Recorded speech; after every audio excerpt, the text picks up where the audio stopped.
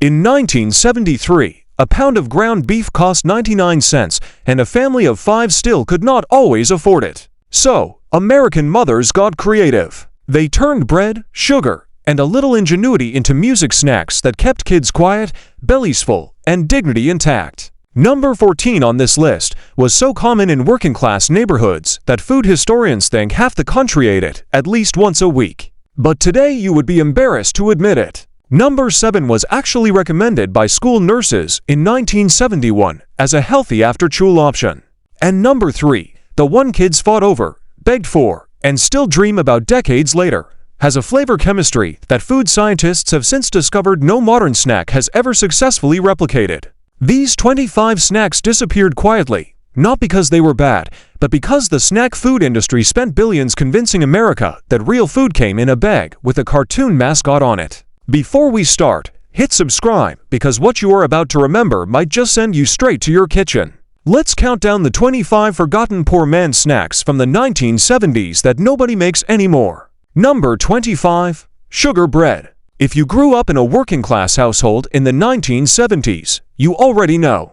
A slice of Wonder Bread, soft and white as a cloud, spread thick with margarine, Blue Bonnet, Land O'Lakes, whatever was on sale, then sprinkled generously with white granulated sugar. That was the snack. A loaf of bread cost about 28 in 1972.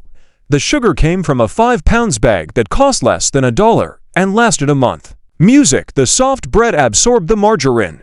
The sugar dissolved just slightly at the edges music where it touched the fat, becoming something almost crystalline and sweet. Music. Nobody called it a recipe. Nobody wrote it down.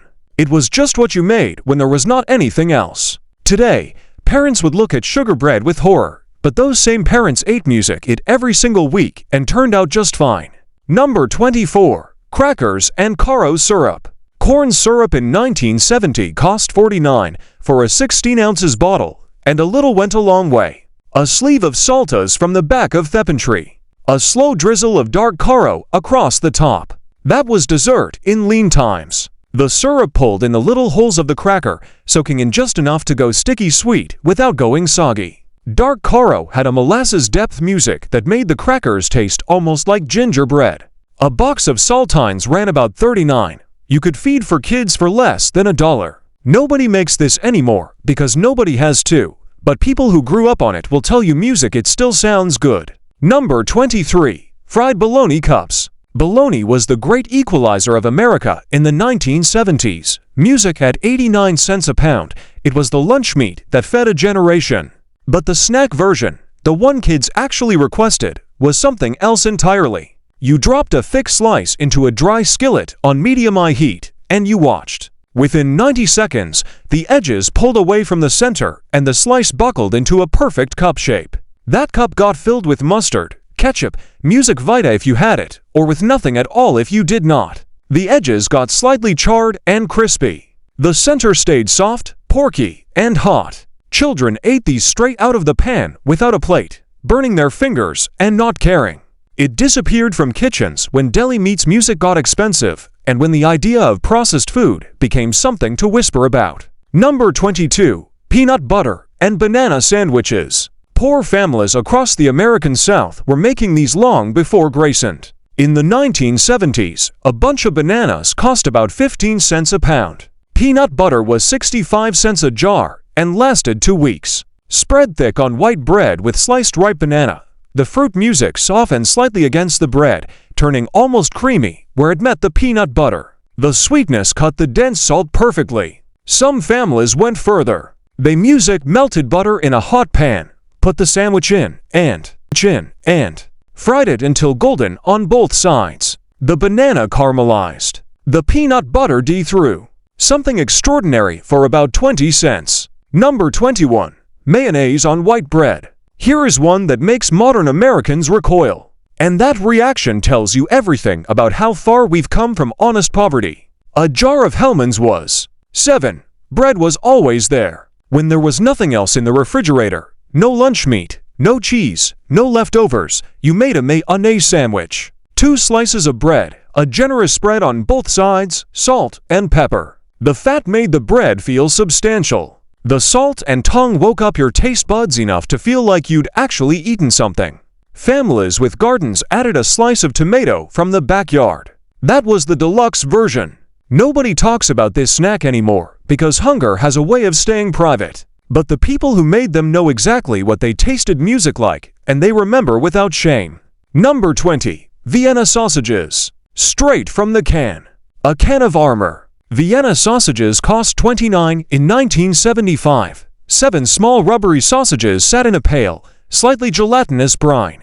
A brine that generations of American children drank without thinking twice. You peeled back the lid, fished out a sausage with 2 fingers, and bit it in half. The skin snapped. The inside was salty and dense with a flavor that does not map onto music anything available today. These lived in every pantry as a fallback. Music the thing you opened when nothing else was ready. Vienna sausages still technically exist, but in the 1970s that little pull tab can meant everything was going to be okay until payday. Number 19. Potted meat on crackers. Potted meat spread on saltines.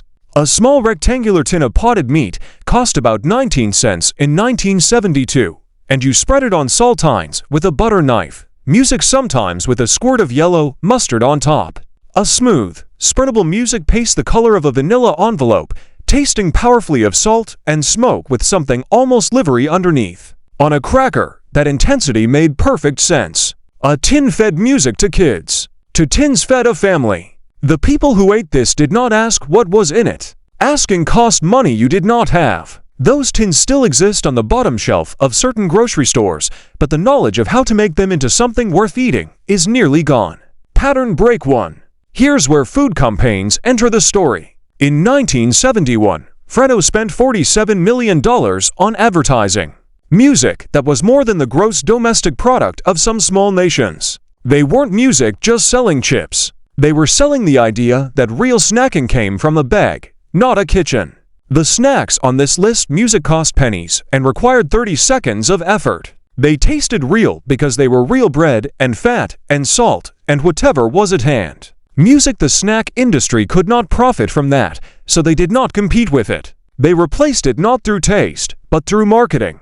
Music, they sold the idea that packaged snacks were modern and that homemade poor man food was something to outgrow. They were right that America got richer. They were wrong that richer meant better. Number 18. Bread and milk. You tore up stale white bread into chunks, dropped them in a bowl, and poured warm whole milk over the top. Add a spoon of sugar. Eat it like cereal or like soup depending on how you grew up. In the South, some families added a pinch of salt instead of sugar. In the Midwest, some used buttermilk, which changed the whole character, tangy and almost thick. A loaf was 28. A half gallon of milk was 65. This was the evening snack when there wasn't a dessert. The late night thing an elderly grandmother made herself after everyone else had gone to bed. Warm milk and soft bread is genuinely comforting in a way that no engineered snack food has ever managed to touch. Number 17. Cinnamon sugar toast. Butter a slice of bread on one side. Mix white sugar and ground cinnamon for 2:1. Always more sugar than cinnamon.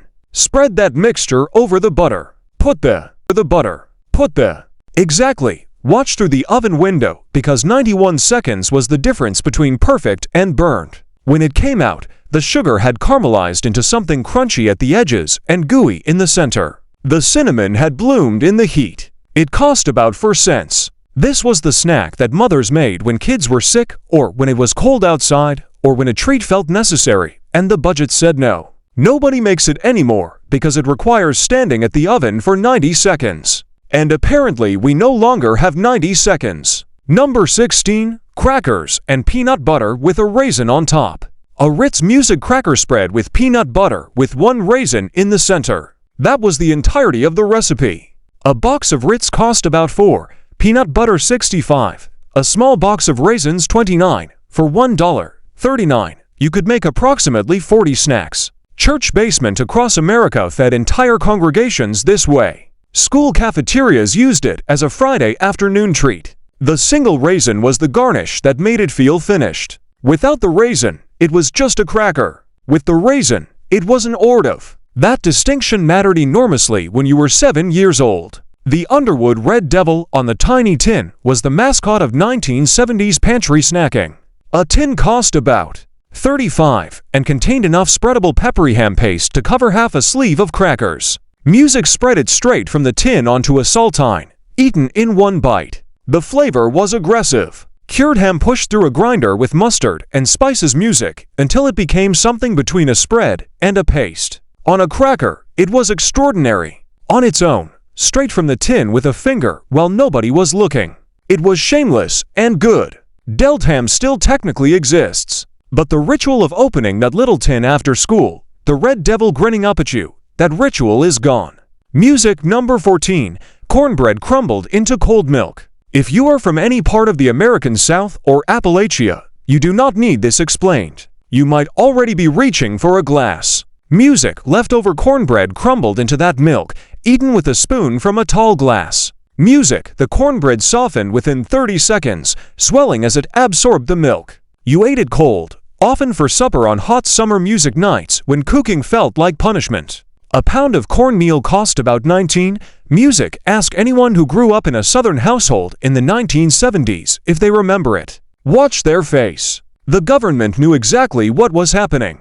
By 1975, the USDA was tracking what poor American families ate, and music the results were specific. Working-class households were spending an average of $1.64 per person per day on all food, breakfast, music lunch, dinner, and every snack in between. Food stamp usage in 1975 reached 17 million Americans. Music, the poor man's snacks of the 1970s, were not born from laziness or ignorance. They were born from necessity, navigated with extraordinary creativity. Remember that for everything still ahead on this music list. Number 13. Tomato sandwiches. Only in summer, that was the rule. A real tomato sandwich required a real tomato, not the pale, hollow supermarket kind, but a garden tomato, thick, walled, and warm from the sun. White bread, Hellmann's mayonnaise spread thick on both sides, salt, pepper, and 3 thick slices of tomato that hung off the edges. Music pressed down. Eat immediately standing over the sink, because the juice would ruin anything you were wearing. Nearly every working-class family with a yard grew tomatoes because seeds cost almost nothing.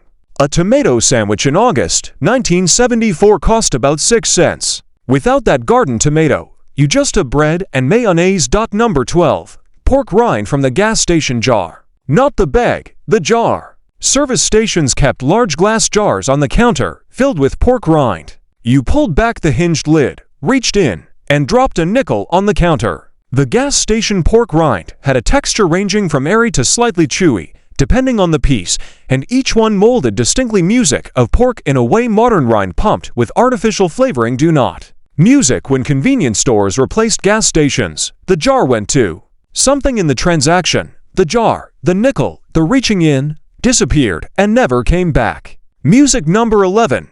Government peanut butter on anything. If you qualified for commodity food distribution in the 1970s, you received it in a large institutional silver can music with black stenciled letters reading peanut butter. Denser than store-bought, more intensely peanut. Without added sugar, it separated in the can into oil and solids, and you stirred it before use with a butter knife, which was its own small ritual. Spread on white bread, on saltines, on apple slices, or on a spoon eaten standing at the counter. People who grew up on it remember the flavor distinctly, richer than Jif, music stronger than Skippy. Today, natural peanut butter that requires stirring is sold as a health product for 3 times the price of the commercial kind. In 1973, it came in a government can and kept families fed. Flour, salt, baking powder, and water, a simple dough patted thin and dropped into hot oil in a heavy skillet. Golden in 90 seconds per side, puffing as it cooked, the outside crackling while the inside stayed soft and slightly music chewy. Eaten plain with powdered sugar, with honey or sorghum, or whatever sweet thing was available. For a family of 6, a batch cost 15 cents total to produce. This lives on in Native American fry bread, which carries its own deep cultural history. But the working-class variation, what Southern grandmothers simply called fried dough, has nearly disappeared. Music the lard went first, then the cast iron, then the knowledge. Pattern break 3. Here is what the snack food companies did that nobody talks about. In 1978, Frito-Lay, Nabisco, General Mills, and 6 other major snack manufacturers lobbied successfully against nutrition labeling requirements. The real argument was that compared to a tomato sandwich or a piece of fried bread, the ingredient list on a bag of chips was not flattering. Music, the poor man's snacks of the 1970s, had ingredient lists you could recite from memory because you made them yourself. Flour, salt, water, peanut butter, bread, mayo. So the industry did not compete on transparency. It competed on volume, on color, on cartoon mascots, and on the sheer velocity of advertising music directed at children. By 1980, the average American child had seen music 20,000 snack food commercials. Not one of those commercials was for sugar bread or crackers music from a glass jar. The forgetting was no accident to number 9, saltines and butter. A saltine cracker smeared with real butter, not margarine. The families who did this believed in the real thing, even when they could not afford much else. Music, they worked the butter into the small holes with a table knife until it's soft and in. The butter mellowed the sharp salt of the cracker. Music, the cracker gave the butter structure. Together, they became richer and more satisfying than either thing alone.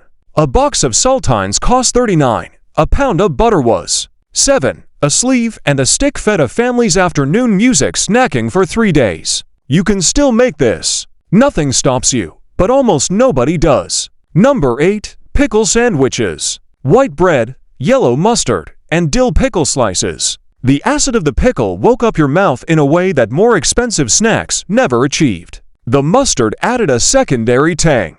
A jar of dill pickles cost $39. Mustard was $25. This was the snack when there was no lunch meat, no cheese, nothing protein adjacent in the refrigerator. Working men brought pickle sandwiches in paper bags to jot pickles held up better than anything with mayonnaise. The pickle sandwich never got a cookbook chapter or a restaurant revival. It is still sitting there waiting. It requires about 45 seconds to assemble, costing almost nothing. Number 7. Ramen noodles eaten dry, not cooked, crushed, still in the bag with the seasoning packet, shaken over the top. When top ramen arrived in American stores in the mid-1970s at 10 cents a package, the discovery happened quickly. You did not have to cook them. The dried noodle block, crushed into rough pieces inside the bag, was eaten like chips. 2 packages cost 20 cents and occupied for children's hands for 20 minutes. The seasoning packet turned the music intensely savory. You finished the whole bag before realizing you had been eating music for 10 minutes straight. The latchkey kid version, the mom will not be home until 6 scenario, had a specific desperation and pleasure that no dorm room crunch has quite matched since. Number 6. Brown sugar sandwiches. Butter on white bread, real butter, because brown sugar required butter for the chemistry to work. Brown sugar packed music down thick over the butter, dissolving at the contact point into something between a paste and a glaze. That interface, where fat met molasses-laden sugar, had a caramel depth that white sugar and margarine never achieved. A box of Domino brown sugar cost about $35 in 1974. Families who baked kept it in the house always. Children learned quickly that the brown sugar box in the pantry combined with bread and butter from the refrigerator equaled an after-school snack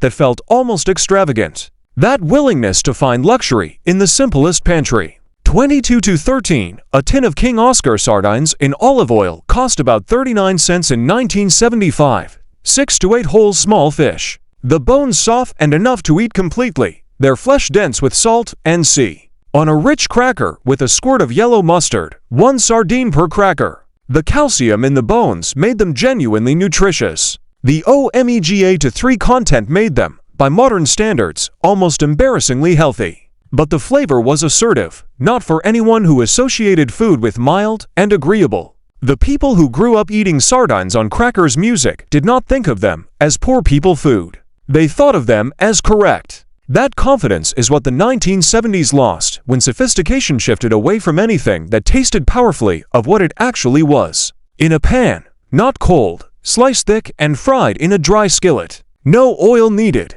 Music spam provides its own until both sides are deeply browned and the exterior crisps while the interior stays hot and juicy. At 79 cents a can in 1973, a single can fed a family snacking for 2 days. Raw spam is fine. Fried spam is something else entirely. Music, the brown surface delivered concentrated, almost bacony flavor in a way the cold version never could. Hawaii never abandoned this tradition. The rest of America walked away as incomes rose and Spam became a punchline. The punchline was wrong. Music, the fried Spam was right. Number 3. Velveeta on crackers melted under the broiler. Ritz crackers are arranged on a baking sheet. Clear's throat-thin slices of Vita, about $19 for a Music 2LB block in 1975, are placed on each cracker. Music, they go under the broiler for 60 seconds exactly. Velveeta melts at a lower temperature than real cheese. And when it hits a hot Ritz cracker, it does not just melt, it fuses. Music, the top blisters slightly, going golden at the peaks. The edge, where cheese meets cracker crisps, to something almost like the edge of a grilled cheese sandwich. Music, the entire experience, the crunch, the velvet interior. The slight char is a textural event that modern snack companies have spent 50 years trying to replicate in a bag. Nobody has made it because you cannot engineer the 60 seconds under the broiler. You cannot package the moment when you pull the tray and feel the heat off the pan. This snack was real. It cost pennies. And the fact that it has been replaced by a bag of processed crackers Music is one of the minor tragedies of American food history. Number 2. Ants on a log. The original version. Today's version is fine. Celery, peanut butter, raisins. But the 1970s original had variations now mostly lost. Some households replaced raisins with dried apricot, cut small, or used cream cheese instead of peanut butter with a drizzle of honey. The celery was not pre-cut from a bag. It was a bunchel their own. The assembly was the activity that turned a vegetable and a condiment into an interactive experience that kept kids occupied for 20 minutes. School nutritionists in the early 1970s circulated recipe cards for this exact snack, recommending it at 8 cents Music per child. The spontaneous imper kitchen counter version is gone. Number 1. Popcorn from a pot with real butter and seasoning salt. Before the microwave bag, before the movie theater lobby, before flavored air pop varieties and caramel drizzle and artisan everything bagel seasoning, there was a heavy pot on the stovetop, 2 tablespoons of Crisco, a half cup of kernels, and a lid that rattled as the corn began to pop. A bag of popping corn cost about 35 cents in 1972 and lasted a family 6 or 7 movie nights. Music, when the popping slowed to 1 every 3 seconds. You pulled the pot and tipped it into the largest bowl in the house. Always the largest bowl because it had to be the largest bowl. And poured real melted butter over the top and shook on the lorries. The butter soaked in unevenly. Some kernels were heavily coated and salty and rich. Some Music were barely touched. The variation was the point. The bowl went to the center of the family and everyone reached in at the same time. And Saturday Night in America in 1970 tasted like that. Microwave popcorn changed everything in the 1980s and in some ways changed for the better. But the version that required a pot and a rattling lid and a family standing in the kitchen watching it happen, that version tasted like something more than corn. It tasted like the whole decade, warm and imperfect and unmistakably real. Make one this week. Cinnamon sugar toast under the broiler. Fried bologna cups in a dry skillet. Velveeta on Ritz Music for 60 seconds. You will not be embarrassed by what happens. What will happen is this. Music, you will eat it, and you will be briefly completely transported to a kitchen you might not even consciously remember. Music, and you will understand that the 1970s did not make poor food. They made real food music fast, cheap, and honest because there